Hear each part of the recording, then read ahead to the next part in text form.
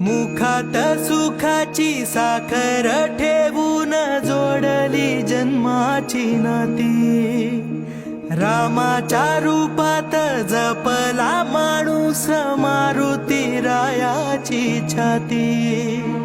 वाघाची लीलानी कपाळी टिळा तू जेडंधारासाठी,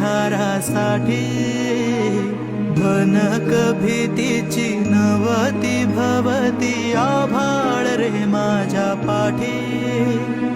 देऊन किनारा मनाच्या होडीचा सारंग हरवला,